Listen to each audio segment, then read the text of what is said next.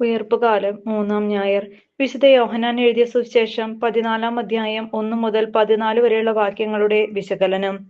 യേശു പിതാവിങ്കലേക്കുള്ള വഴി. അസ്വസ്ഥനാകേണ്ട എന്ന് പറഞ്ഞ് നമ്മെ ആശ്വസിപ്പിക്കുന്ന യേശുവിനെയാണ് നാം ഇന്ന് സുവിശേഷത്തിൽ കണ്ടുമുട്ടുന്നത്. എന്നാൽ ലോകത്തിൽ ആരെക്കാളും അസ്വസ്ഥമായ ഒരു അവസ്ഥയിലായിരുന്നു യേശു. യുവത്വത്തിന്റെ നിറവിൽ മരണത്തെ അഭിമുഖീകരിച്ചവൻ, മനുഷ്യനെ സ്നേഹിച്ചതുകൊണ്ട് മനുഷ്യനായി പിറന്നവൻ, മനുഷ്യനെ സൃഷ്ടിച്ചവൻ, സർവസമ്പന്നനായിരിക്കെ മനുഷ്യന്റെ സങ്കടങ്ങളിൽ പങ്കുചേരാൻ പിറന്നവൻ, തന്റെ ശിഷ്യൻ തന്നെ ഒറ്റിക്കൊടുക്കുമെന്ന് മുൻകൂട്ടി അറിഞ്ഞവൻ, തന്റെ ഒരു പ്രിയ ശിഷ്യൻ തന്നെ തള്ളി പറയുമെന്നറിഞ്ഞവൻ, തന്റെ മുഴുവൻ ശിഷ്യരും അവശ്യ സമയത്ത് തന്നെ ഉപേക്ഷിച്ച് ഓടിപ്പോകുമെന്നറിഞ്ഞവൻ, നിർദോഷിയാണെന്ന് ഏറ്റുപറഞ്ഞ അധികാരി തന്നെ കൈ കഴുകി മരണത്തിന് ഏൽപ്പിച്ചു കൊടുക്കുമെന്നറിഞ്ഞവൻ, കാൽവരിയിൽ വെച്ച് 3 നാളുകളിൽ തന്നെ കുരിശിലേറ്റുമെന്ന് അറിഞ്ഞവൻ. അവൻ നമ്മോട് പറയുകയാണ്, അസ്വസ്ഥരാകരുത്. ഈ ലോക വിഷയങ്ങളിലും ദുരിതങ്ങളിലും അസ്വസ്ഥരായി ജീവിച്ചു തീർക്കാനുള്ളതല്ല നമ്മുടെ ജീവിതം. ഇതൊക്കെ കടന്നുപോകും. നിത്യതയുമായി തുലനം ചെയ്യുമ്പോൾ ദീർഘമെന്ന് ഇപ്പോൾ നമുക്ക് തോന്നുന്ന നമ്മുടെ നീണ്ട യാതനകൾ നൈമിഷികം മാത്രം. ബാഹ്യമായ ചില അനുഭവങ്ങൾ, സംഭവങ്ങൾ ജീവിതത്തിൽ നേരിടേണ്ടി വരുമ്പോൾ അതൊന്നും തന്റെ നിയന്ത്രണത്തിലല്ല എന്ന തിരിച്ചറിവുണ്ടാകണം.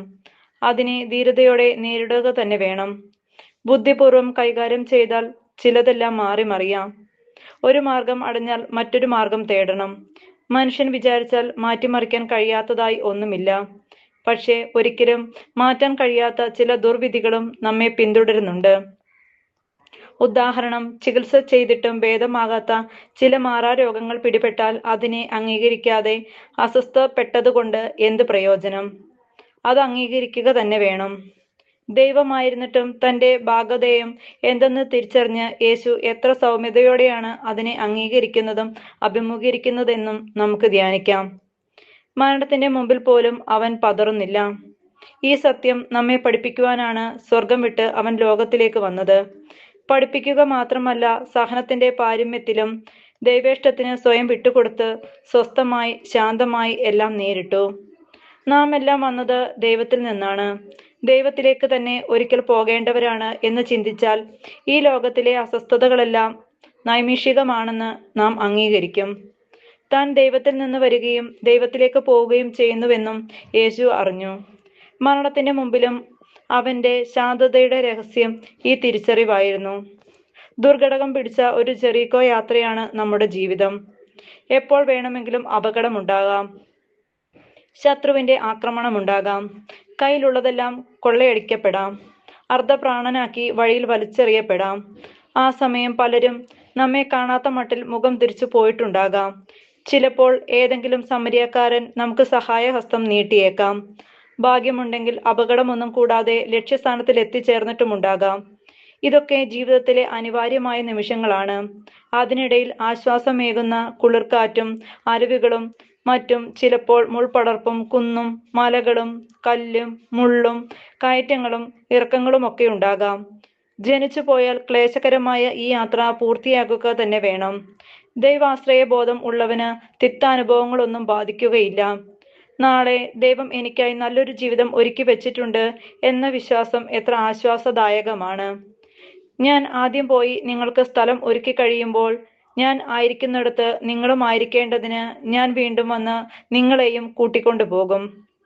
നമ്മെ അനാഥരായി വിടാനല്ല യേശു വന്നത്. നമുക്ക് മുമ്പേ നടന്നുകൊണ്ട് അവൻ വഴി തെളിച്ചു. ആ വഴിയിലൂടെ സഞ്ചരിക്കാൻ അവൻ നമ്മെ ക്ഷണിക്കുന്നു. എന്ത് വേണമെന്ന് തീരുമാനിക്കാനുള്ള സ്വാതന്ത്ര്യം ദൈവം നമുക്ക് നൽകിയിട്ടുണ്ട്. പലരും വഴി തെറ്റിക്കാൻ നമ്മെ പ്രേരിപ്പിച്ചു കൊണ്ടിരിക്കും. കണ്ണിനും കാതിനും ഇമ്പമുള്ള വീതിയേറിയ അനേകം വഴികൾ അവർ നമ്മുടെ മുമ്പിൽ അവതരിപ്പിച്ചേക്കാം. അതിനെക്കുറിച്ചുള്ള അനേകം പ്രബന്ധങ്ങളും സിദ്ധാന്തങ്ങളുമാണ് ചുറ്റുപാടും നമുക്ക് കാണാൻ കഴിയുക. എന്നാൽ വഴിയും സത്യം ജീവനുമായ യേശു കാണിച്ചു തരുന്നത് അനാർഘഷമായതും ഇടുങ്ങിയതുമായ വഴിയാണ്.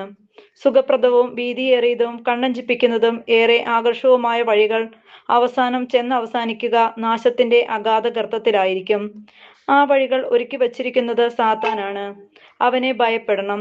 അവനെ പിന്തുടർന്ന് അനേകം പേർ നശിച്ചു പോയിട്ടുണ്ട്. ശരീരത്തെ കൊല്ലുവാൻ കഴിയുന്നവരെ ഭയപ്പെടേണ്ട. ശരീരത്തെയും ആത്മാവിനെയും നരകത്തിനിരയാക്കാൻ കെൽപ്പുള്ളവനെ ഭയപ്പെടുവിൻ.